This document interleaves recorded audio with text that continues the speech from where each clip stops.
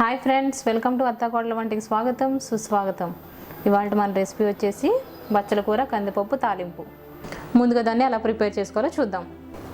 ముందుగా కడిగి పెట్టుకున్న ఒక గ్లాస్ కందిపప్పు కుక్కర్లో వేసేసుకుందాం. ఇది మెత్తగా 4 విజిల్ వచ్చేంత వరకు మూత పెట్టేసుకుందాం.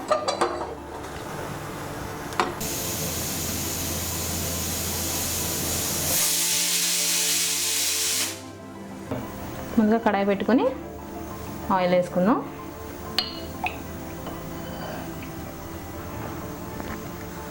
ఆయిల్ వేడైంది. ముందుగా వెల్లుల్లిపాయలు, జీలకర్ర, ఆవాలు, కరివేపాకు, ఎండుమిరపకాయలు వేసేసుకుందాం.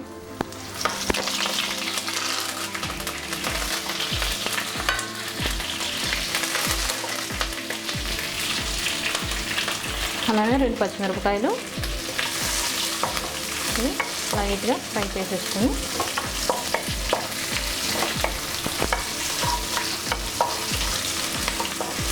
అలానే ముందుగా కట్ చేసి పెట్టుకున్న 2 మీడియం సైజు టమాటాలు వేసేసుకుందాం.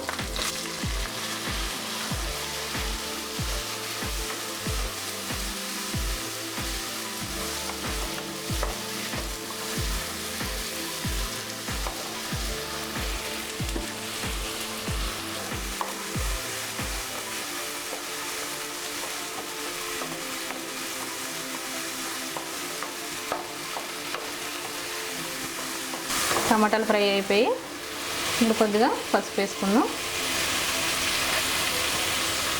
పసుపు, కారం వేసేసుకుని కలుపుకుందాం.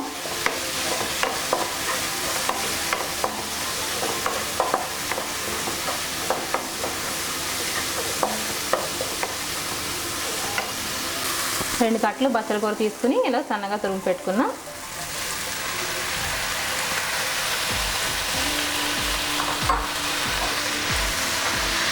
ఇది కూడా మనం బాగా కలిపేసుకున్నాం.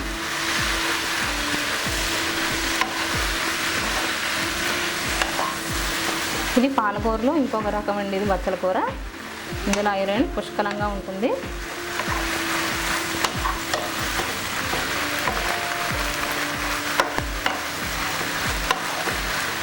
మీడియం ఫ్లేమ్ మీద ఒక 5 మినిట్స్ మనం మూత పెట్టుకొని ఉడకనిద్దాం. ఒకసారి మూత తీసి చూద్దాం.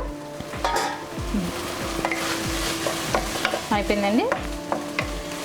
ముందుగా ఉడకబెట్టుకున్న పప్పు ఇందులో వేసేసుకుందాం.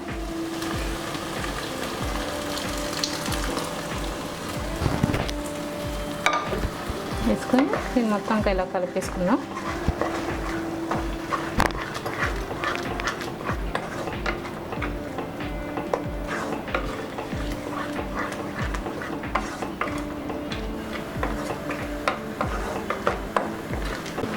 కొద్దిగా వాటర్ వేసుకుందాం.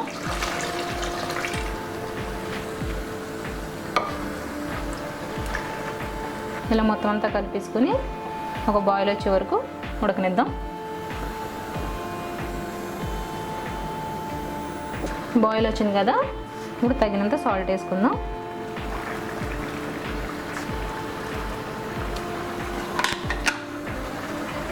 వేసుకుని ఒకసారి కలిపేసుకుందాం.